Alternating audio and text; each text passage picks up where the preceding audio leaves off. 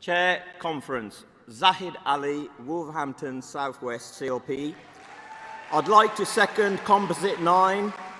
For those of you unaware, my constituency, Wolverhampton Southwest, it was the constituency 50 years ago represented by Enoch Powell when he made his Rivers of Blood speech. Now, 50 years later, it's represented by a black, female Labour MP.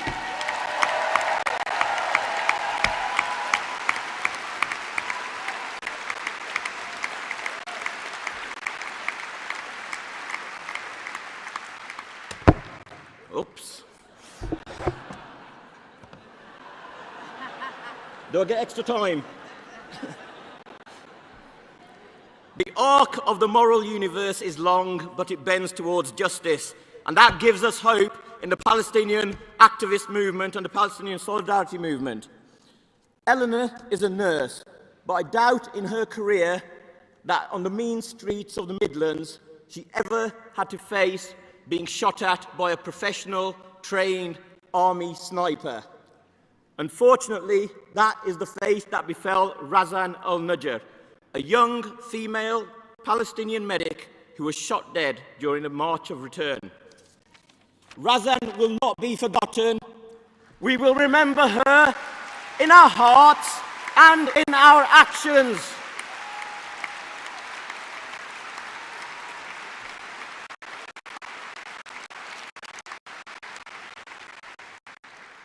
But she was just one of many hundreds killed and many thousands injured, including children, medics, and journalists. 6 weeks ago, on Friday the 10th of August, a volunteer Palestinian medic, Abdullah al-Khatati, 22 years old, was shot by an Israeli sniper while treating another man's bullet wounds. Abdullah was less than a year away from completing his psychology degree. Both he and his patient, Ali Said al-Aboud, died from their wounds. 1 week later, on Friday the 17th of August, another Palestinian, Karim Ahmed Ali Fateh, was fatally shot in the head when Israeli soldiers opened fire on unarmed protesters near the Gaza boundary fence. More than 100 others were shot with live ammunition on that day alone.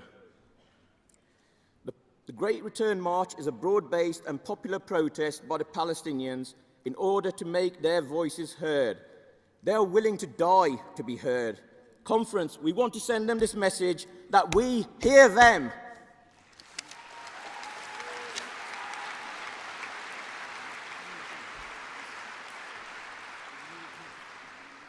When an Israeli government spokesperson was asked, why are unarmed protesters being targeted, she responded, we can't put them all in jail. Conference, the reality is that Gaza is an open-air jail. The illegal siege and blockade must be lifted. Delegate, can you start wrapping up, please? The Israeli military can do this with impunity only if we remain silent. We must stand with the Palestinian people, not least because our own government is complicit when it sells arms to Israel, including sniper rifles, like those used to shoot Abdullah and Karim.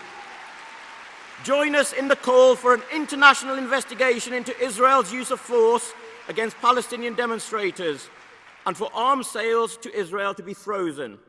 We must stand shoulder to shoulder with the international community and the Palestinian people in calling for an immediate, unconditional end to the heartbreaking blockade of Gaza, which is aiming to destroy Palestinians. I second the motion.